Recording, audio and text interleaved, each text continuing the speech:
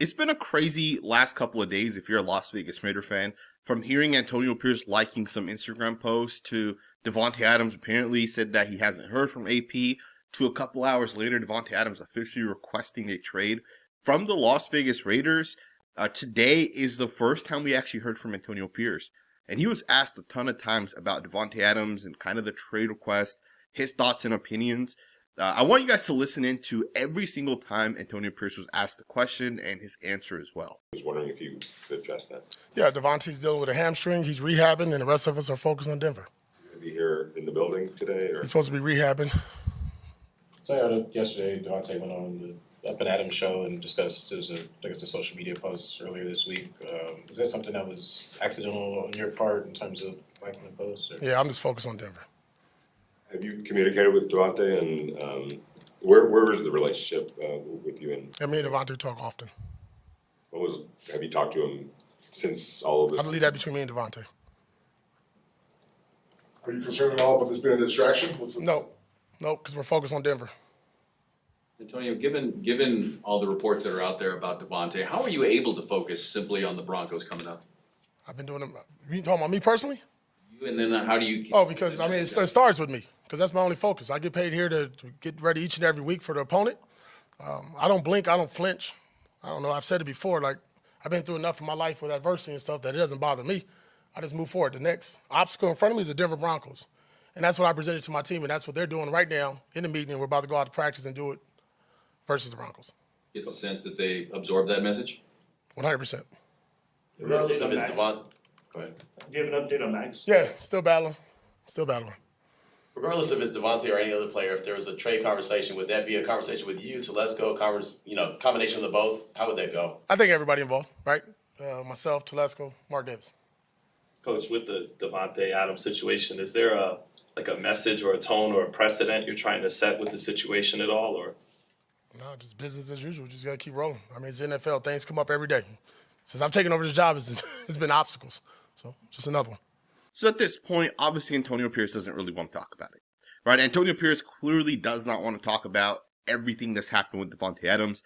AP is essentially just putting it out there that Adams has a hamstring injury, and he'll be back when he'll be back, essentially not wanting to answer the actual question. And I know some people do not want to hear that, but I think this is the best way forward from Antonio Pierce. This actually shows maturity based off of some of the things he said in the past, right? He basically called out his entire team, which I didn't agree with. I didn't think he should have actually done that, but he called out his entire team, saying some people made business decisions. Some people even speculate that when Antonio Pierce called out all the players, Adams was one of those players. I actually agree with that. I think Davante Adams has been terrible at run blocking, and I think there's a chance AP might have actually called out Davante Adams to his face, and I think there's a chance that Davante Adams may not have taken that in a good way, right? He may have gotten angry about that. We've also seen in a preseason game earlier this offseason where Davante Adams, when asked, are you going to play in preseason? He said, no, I'm basically not going to play in the preseason. Doesn't mean much. And AP said, if you're healthy, you're going to play, right? Essentially responding to what Davante Adams had said. So you got guys butting heads essentially back even in preseason. And Davante Adams obviously had an injury, so he apparently wasn't healthy and wasn't able to play. But, you know, there's been moments, if you guys pay attention, where Davante Adams and AP haven't necessarily been on the same page with certain things. And I think at this point, it just makes sense for the Raiders to move off of Davante Adams. You know, I think the Raiders can still have a ton of success without Davante Adams. Tom Brady talked about it years ago, saying, you know, he loved the idea of having Randy Moss on his team, but it made him feel some sort of pressure that I had to get this guy the ball, right? He's such a great wide receiver. I have to force the ball to this guy's hands. And it makes it harder for a quarterback to run an offense, right? Run within the structure of that offense. And you almost feel like you need to force the ball into a guy's hands, and you don't get to play the quarterback position that you ultimately want to. So again, to me, I think this is actually beneficial to the Raiders to move off of Davante Adams. Plus, let's not overlook the fact that this guy, in my opinion, from the first year this guy was with the Raiders to this most recent season, he looks worse to me, you know, and I know some people will disagree with me, but I mentioned this over the past couple of weeks as well, right? Today's not the first time I'm saying this. Davante Adams doesn't look as good. He's had multiple drops this season. He had a touchdown drop essentially against the Baltimore Ravens. Had he caught the pass, he would have walked into the end zone. Against the Panthers, he had 2 huge drops on 2 separate drives that essentially ended those drives. Right? Again, I'm not saying that, you know, those losses are 100% on Davante Adams, But to me, it's just that we're at this point where do we really need Davante Adams? We also have some other wide receivers in Jakobi, Meyers, and Trey Tucker. And we'll talk about that towards the end of this video. But there's a bunch of teams that are actually interested in Davante Adams. And I kind of want to talk about that. Plus, I also want to talk about some of the draft capital that we may actually expect in return. So Adam Schefter has put it out there that there's 2 teams that are high on Davante Adams' wish list of places to land, if not at the very, very top, the Jets and the New Orleans Saints. Of course, this is common knowledge to anybody that pays attention to the NFL. Aaron Rodgers plays for the New York Jets, who was Davante Adams' former quarterback, and Derek Carr plays for the New Orleans Saints, which is Davante Adams' other former quarterback. So this just makes sense that this is where Davante Adams will ultimately want to end up.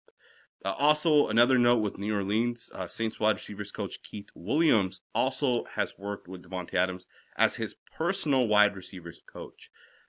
So, there's another connection right there to the Saints. Josina Anderson's another very solid insider, said that she's told that the Steelers do have preliminary interest in at least discussing a potential trade for Davante Adams. So the Steelers could be another team potentially that the Raiders may actually be able to trade Davante Adams to.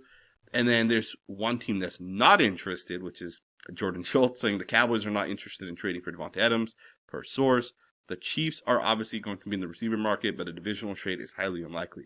So here's the interesting thing, right? So we know that the Jets, the Saints, the Chiefs, even though some people want to disagree with this, as well as the Steelers, can all potentially trade for Davante Adams. And I know the Raiders might not trade to the Kansas City Chiefs, but the thing with the Chiefs is the Chiefs might feel like, hey, we're a good team, we can win a Super Bowl again this year, but we need another wide receiver, right? We need another guy to take us over the top. And they might say, we'll give you 2 first-round picks for Davante Adams. And I think Tom Tuskle's going to consider that. Now, I probably wouldn't trade him to the Chiefs because of that fact. It's a divisional rival regardless. But the thing with the Chiefs is they're going to try, if they want Davante Adams, to overpay for Davante Adams. Or at least they're going to have to because of the fact that they're in our division. The Steelers, the Niners are another team potentially, right? But we don't really know if they're interested. Plus, they paid Brandon Ayuk already at this point, and there's no way they can really get out of that contract. But the Niners do have a lot of cap, right? So they could technically take on a Davante Adams contract. The Cowboys probably don't have that cap space, so that wouldn't make sense. But there are teams, Saints, Jets, could definitely make it work, right? They just have to get creative with the cap space. If the Raiders can create a market for Davante Adams right now, we can potentially get a first-round pick for Davante. I was saying that I don't think Davante Adams goes for much, given the fact that he's 32 years old, he's at the end of his career.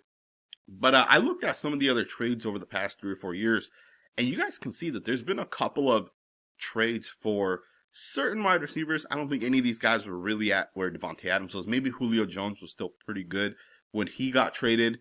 A.J. Brown was obviously in his prime, so I would say A.J. Brown has a higher value at the point he was traded than Davante Adams at this point. But if you guys keep in mind, Stephon Diggs went for a 2nd-round pick. That's crazy. That was just this past offseason. And I would argue Davante Adams is still better than Stephon Diggs. Calvin Ridley went for a 5th and a 3rd, and Calvin Ridley's nowhere near Davante Adams, nor was he ever near Davante Adams. Marquise Brown plus a 3rd-round pick went for a 1st-round pick. So maybe there's a world in which the Raiders say, hey, we'll give a team Davante and a 3rd for your guys' 1st. Now, that'll be a playoff team, and keep in mind, a playoff team will pick at the end of the 1st round. The Raiders, if they tank this season or if they don't win many games, will probably pick in the top 15 of the 3rd round, right? So that is probably a lot closer to like a top 1st round pick and a top 2nd round pick because of where you're ultimately end up picking. Tyreek Hill went for a crazy amount. He was in his prime at that time. A.J. Brown was also in his prime. He went for a 1st and a 3rd. Julio went for a 2nd and a 4th. I think it's more likely the Raiders get somewhere near where Julio Jones essentially went for it. But I also think that for the Raiders to get more out of Davante Adams, I think they got to create that market, right? They got to make sure it's known. They got to leak some sources, and they got to put it out there that these are the 4 or 5 teams that are interested. If you want to win the Super Bowl and you're really, really interested and you want Davante Adams, you got to pay up for him. So hopefully the Raiders can get something out of it. I think there is a real chance the Raiders still do end up getting a ton of draft capital, but I wouldn't be surprised at all if we ended up only getting like a, 3rd round pick, right? Like I wouldn't be 100% shocked if that ended up happening.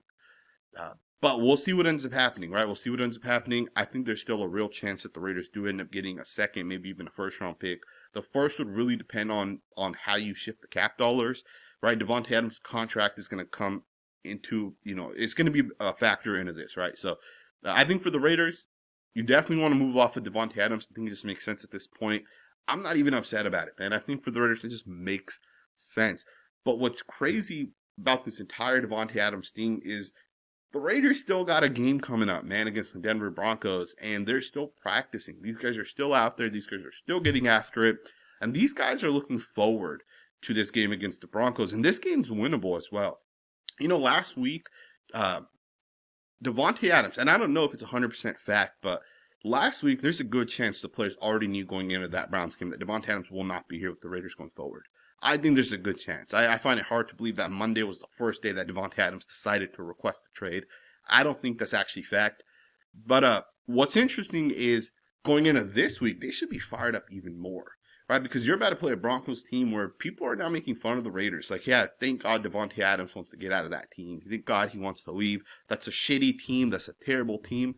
But the thing is I feel like the Raiders are a good football team. I feel like if the Raiders can get the most out of the weapons that we have, if the Raiders can take the ball and give one play to Alexander Mattison, the next to Zamir White, the third to Trey Tucker, the fourth to Jakobi Meyers, the fifth to Brock Bowers, I think that would allow the Raiders to have more success, essentially. Brock Bowers did not have a great game this past week, and a big part of that was because Brock Bowers was playing wide receiver a ton, and teams were bracketing him a ton, right? And that's going to impact his numbers, but that also means guys like Trey Tucker and Jakobi Meyers can ultimately step up. Now, there's another report that's coming out here, which is that Maxx Crosby plans to play this weekend despite his ankle injury. This is crazy because Maxx Crosby has only ever missed one game. All right, so Maxx Crosby plans to play this weekend. And what's crazy about Maxx Crosby wanting to play is this guy's never missed any NFL game in his NFL career. This guy also said that he's never missed a game in high school and college. He's been healthy pretty much forever.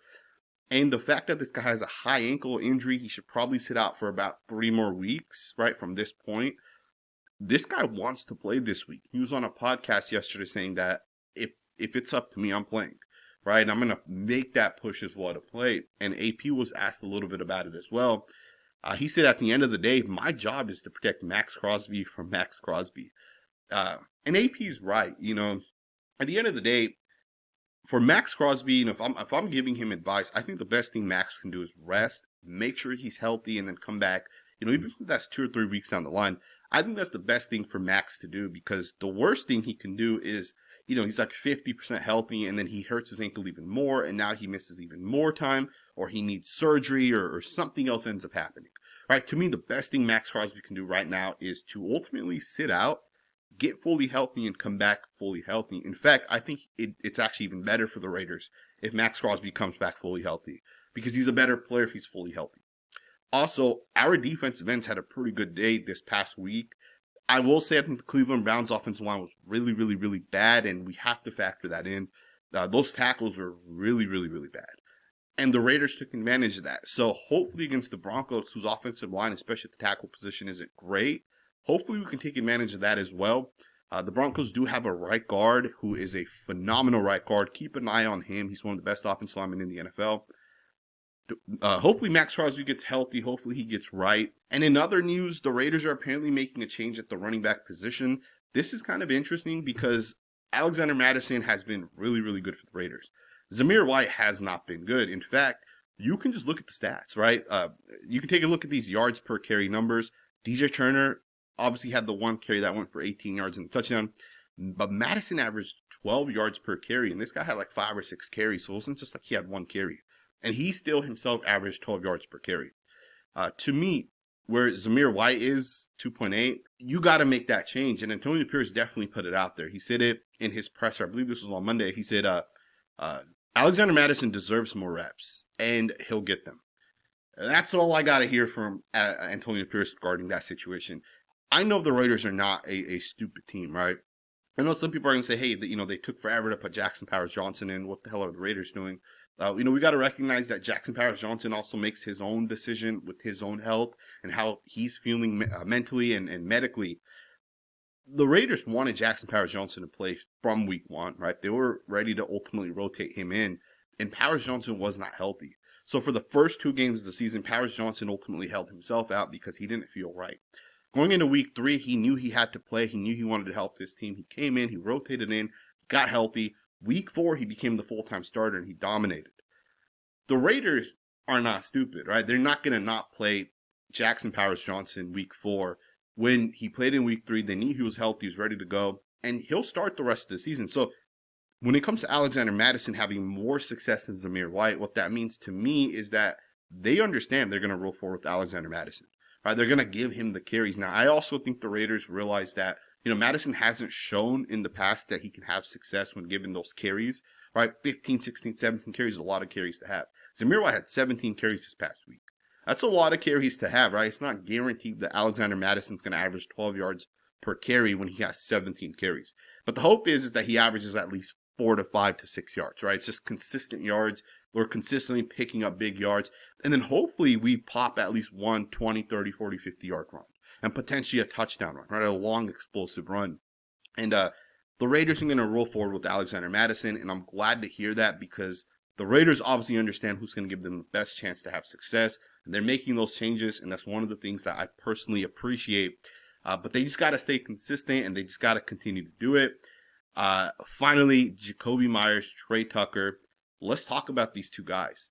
Jakobi Meyers is going to have to step the hell up at this point. He had a pretty good game against the Cleveland Browns, right? He came in, he stepped up, he made a couple of really, really nice plays. He, on the season, has 19 catches for 201 yards. He has a touchdown. But we need this guy to step up, like, for real, this upcoming game because 5 catches, 49 yards isn't terrible, but he had 10 targets, right? You got to be able to bring down maybe like 75 to 80% of your targets.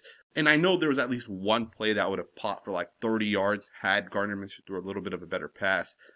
But this is the moment that Jakobi Meyers is going to be asked to step up. And I hope he's ready for the brackets. I hope he's ready to take over that number 1 wide receiver role. And I think he can do it, right? I know some people are going to say, is he a number 1 wide receiver or not? I think Jakobi Meyers can definitely do it because he's strong, he's physical, he's a good route runner.